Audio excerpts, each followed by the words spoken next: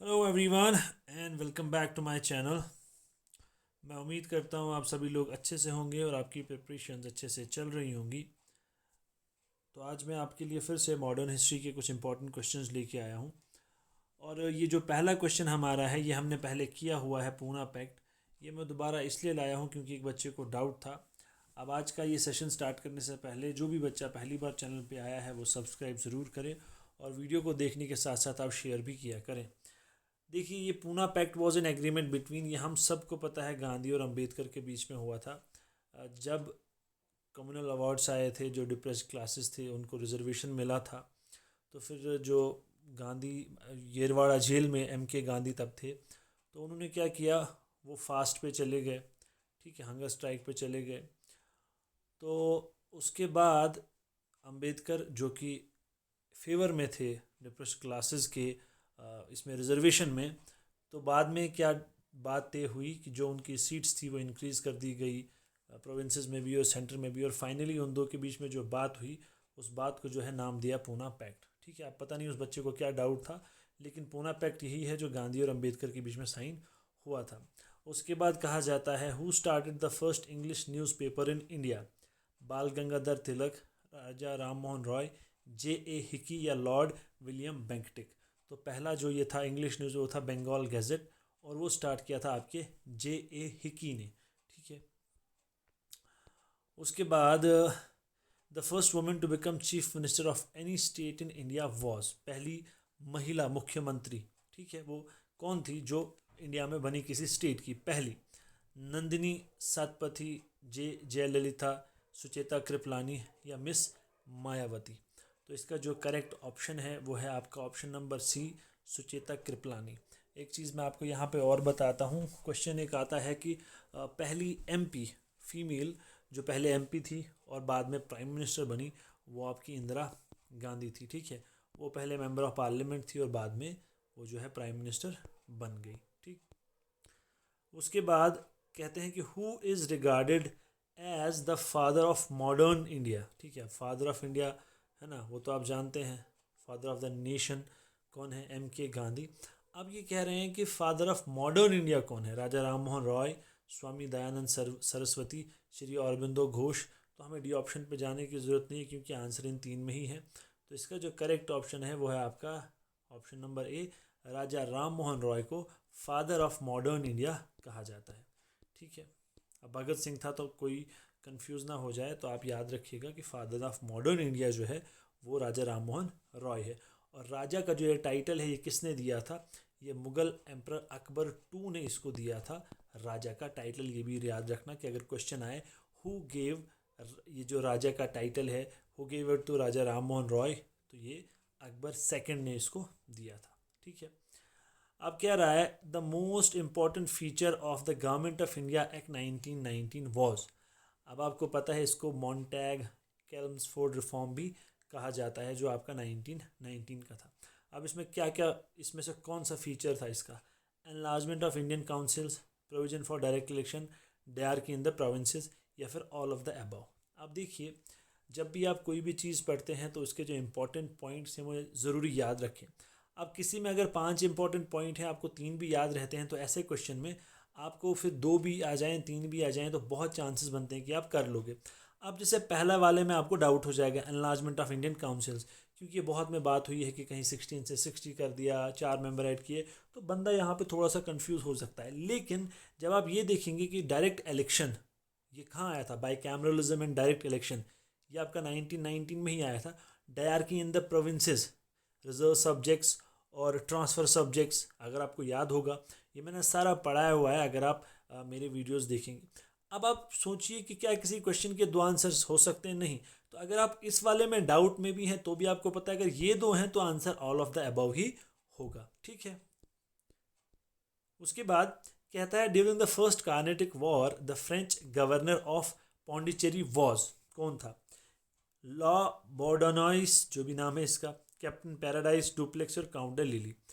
अब देखिए, जो भी आपकी ये वॉर्स हैं, एक ये कि अगर कोई इंपॉर्टेंट पर्सनैलिटी उसमें इन्वॉल्व है वो आपको याद रखना है। ठीक है, और दूसरा कि अगर उस वॉर को ख़त्म करने में कोई ट्रीटी हुई है वो भी आपको याद रखना है। तो इस क्वेश्चन का जो करेक्ट आंसर है वो आपका सी, डुप्लेक्स।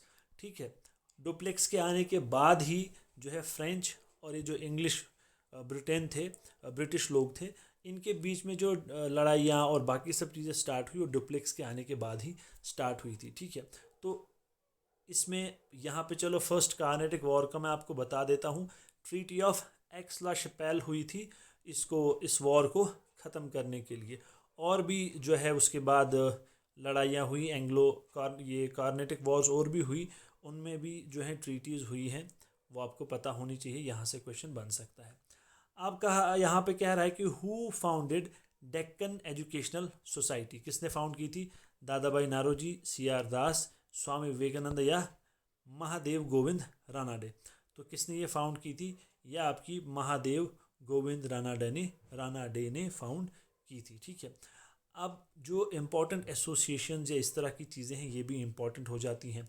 ठीक है, जैसे आप देखेंगे अनुशीलन समिति है, अभिनव भारत है, और भी बहुत सारी हैं जो आपको याद रखनी है, जो गांधी ने कोई या अंबेडकर ने, लाला लाजपत राय ने, सावरकर ने, बहुत सारे लोग हैं जिनकी आपको याद ये रखनी है। The sepoy mutiny broke out on May 10, 1857 at Meerut, Gwalior, Jhansi, Agra. ठीक, अब इसका जो करेक्ट ऑप्शन है वो है मीरठ। अब इसमें 1857 में आपसे क्या क्वेश्चन पूछा जा सकता है? सबसे पहले कि ये स्टार्ट कहाँ से हुआ। ठीक है, अब मीरठ में हुआ, फिर दिल्ली में हुआ, झांसी में हुआ, लखनऊ में हुआ, जहाँ जहाँ भी ये हुआ, कौन सी जगह, कौन सा रूलर या किस बंदे ने जो है उसको लीड किया। जैसे लखनऊ में किसने किया? बेगम हज़रत महल ने। इसी तरह आपका जो क्या कहते हैं झांसी में कौन थी? रानी लक्ष्मीबाई थी। इसी तरह कुंवर सिंह था। इसी तरह आपका ये था टाटनिया टोपे। ठीक है, तो यहाँ से क्वेश्चन आ सकता है।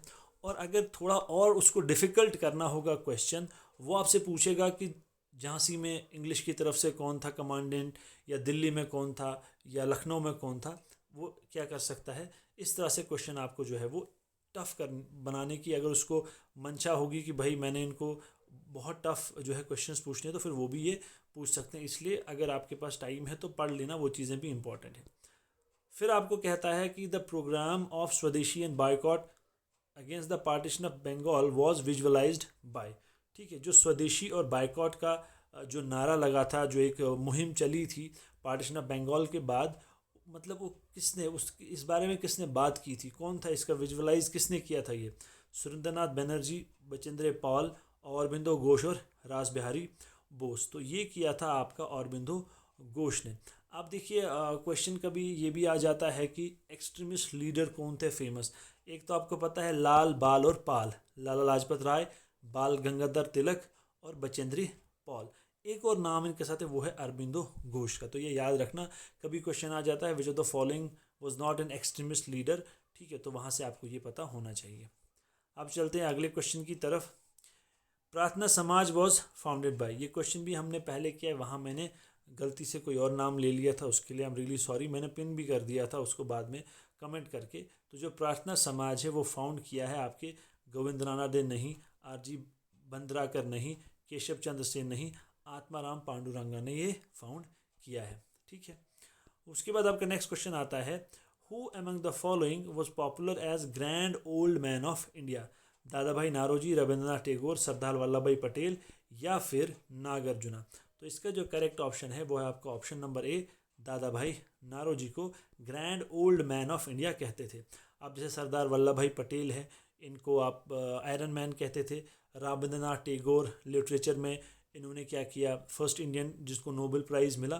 तो इस किस्म की चीज़ें आपको ये पता होनी चाहिए। सेवा समिति वॉज फाउंडेड बाय, सेवा समिति किसने फाउंड की थी? हृदयनाथ कुंजरू, मदन मोहन मालवीय, गोपाल कृष्ण गोखले, नारायण मल्हार जोशी। तो इसका जो करेक्ट ऑप्शन है वो आपका हृदयनाथ कुंजरू।